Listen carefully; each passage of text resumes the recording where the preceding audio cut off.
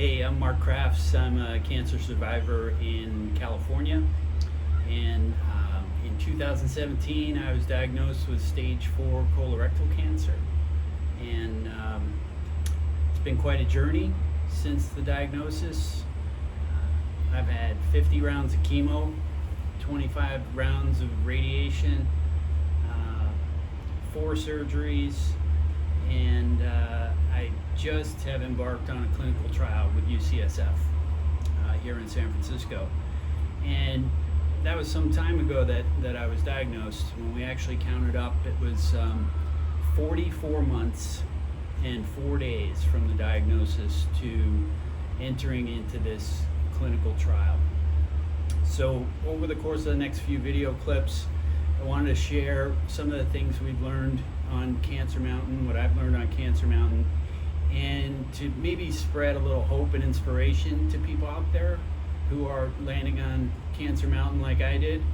And the main message is that breakthroughs are happening and treatment is really improving and amazing things are always possible. So thanks for listening, thanks for watching.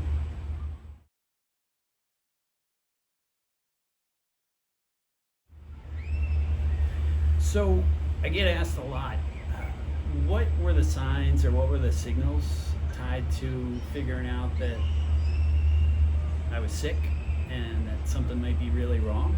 I certainly didn't think I had cancer, and I think that's common for most people. And yet looking back over the time period, it was so clear I had cancer. But I think I found a number of different ways to deny it to myself. And that's one of the things I try and stress to people, that you really need to listen to your body. You need to listen to the signals. Your body will tell you something is very, very wrong. And in my case, there were the common symptoms of colorectal cancer that were undeniable ultimately.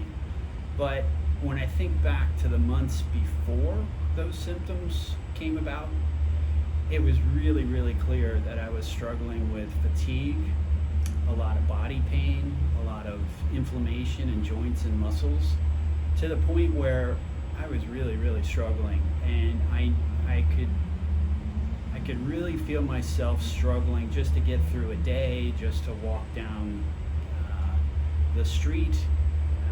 Bike rides were painful, getting up, sitting down was painful.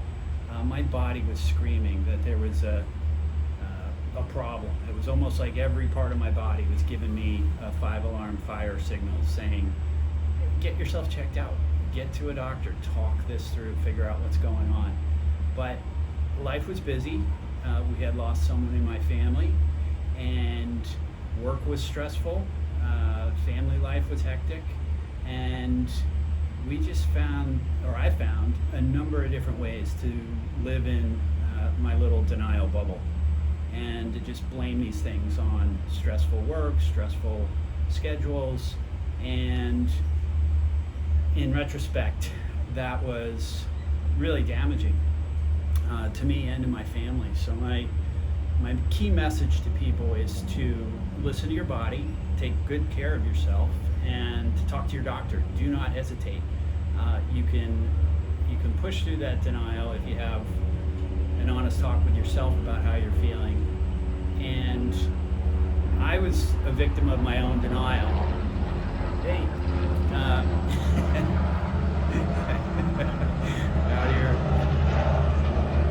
here in the shadow of Salesforce Tower and busy San Francisco flight patterns. But the key thing that I've also seen with other patients is their level of anxiety and fear can stop them from talking to a doctor. So you might think something's wrong, but you don't like hospitals, you don't like going to the doctor, and you've got to figure out a way to bust through that too. So I would just say it's a really, really tough neighborhood to land in when you're diagnosed with cancer. And if you can use my message as motivation to push through your own denial or push through your own anxiety, call your doctor, schedule that appointment you've been pushing off, you will be better off for it, and so will your family. So go ahead and do it.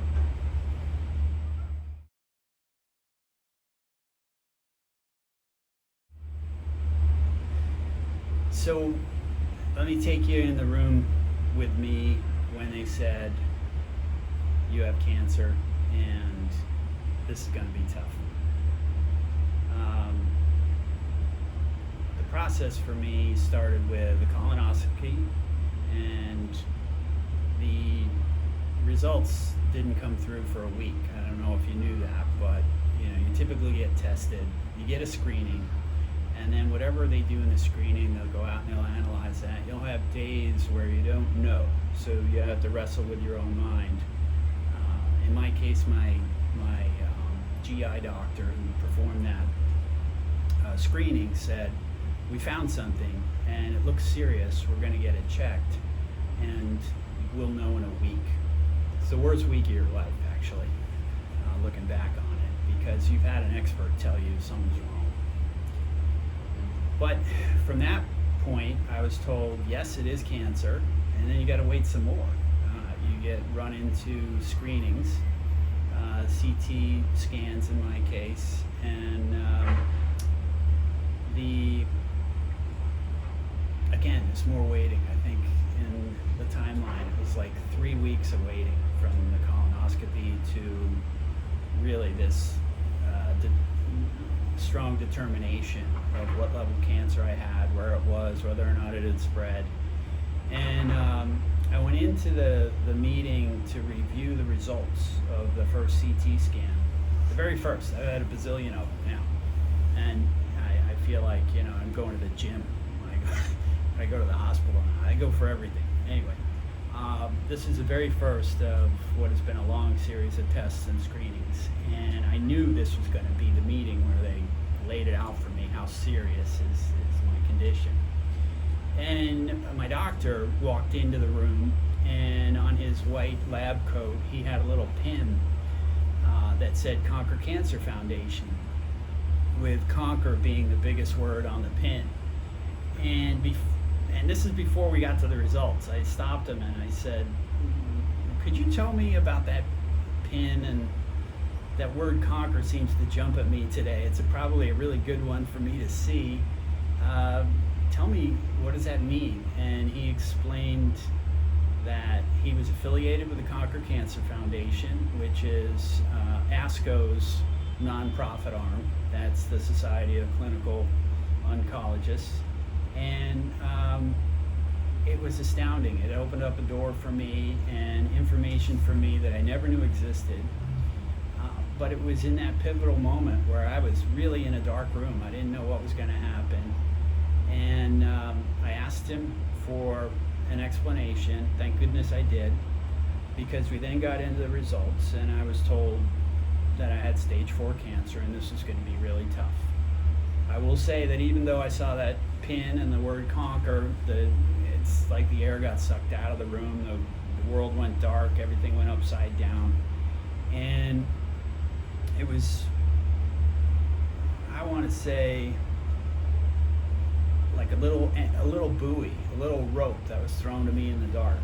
And it was so powerful to understand in those moments. I was, again, good fortune to understand that there is an association focused on cancer research, cancer breakthroughs, and that there's this whole world of people out there working to help people who now I can say are like me, but at that time I was just entering the camp. I didn't know that this was going to be life-changing. I knew it could be life-ending, and I got to say that initial boost that there was help out there, I'd say it was transformational for me. And what I want to pass along to all of you is that there's help everywhere, whether it's Conquer Cancer or another association or a support group. The cancer community is so much bigger than you know. And while you may think in those moments that you're alone, you're the only one going through this, and the world is closing and crashing down on top of you, and you're never going to make it, and you're terrified, and you're more scared than you've ever been in your life. If you can trust me and trust what I went through, I will tell you, you aren't alone. People have been on this path before, and there is a world of help out there for you in organizations like Conquer and many, many others all around the world. And no one wants to land in this place, but when you do land, know that it's a well-worn path, unfortunately. That said, there's tremendous community, and there are millions of people all around the world who want to help and reach out and support you. And I guess my message is you aren't alone. There is help out there. You just need to give yourself some time to see it and have it come into focus and figure out which group and which support avenues are right for you, and then plug in and work with them to get yourself through this experience, and if you can, give back and help other people do the same. So you're not alone. We can do it.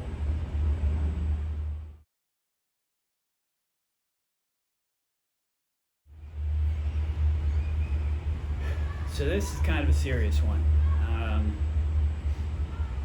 No one ever really knows how they're going to respond to something like this. I certainly didn't. And I didn't know what I was capable of.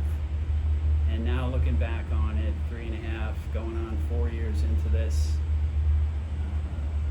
having been kind of treated in a way that makes me think, I've had the amount of drugs, radiation, and surgery thrown at me that would challenge even somebody on the Avengers superhero team. Somehow or another, I made it through it, and I feel strong. I feel like I can take on more. But if you told me the first day I was diagnosed that this was going to be 3.5, 4 years of rigorous medical treatment and camping on Cancer Mountain, I would have told you there's no way I could do that. That's not the case. I think the treatments have changed. The expertise is advancing every day, and frankly, I have followed everything that they've given me in the way of instruction, and I've worked with my family to stay connected and engage with other people, and stay fit. And all that makes me think that I proved to myself I am stronger than I ever thought I was. And I've come to meet other cancer patients and fellow cancer fighters, and I've concluded that everyone is a lot stronger than they know, and that's true of you. And if you're ever thrown this kind of curveball, you have the capability to respond to it. How you do it is going to be up to you, but you, trust me, are much, much stronger than you know. And your doctors will tell you that. The nurses that you meet, the technicians that you meet will reinforce that. You're capable of handling a lot more than you know. And I encourage you to have some faith in yourself and your own strength. And I wish you well if you are thrown this curveball. It's not one I want to see anyone ever get. And I just, I can tell you from personal experience, you are stronger than you know, and you will be able to rise to this challenge in a way that you will surprise even yourself. So again, go for it and be strong.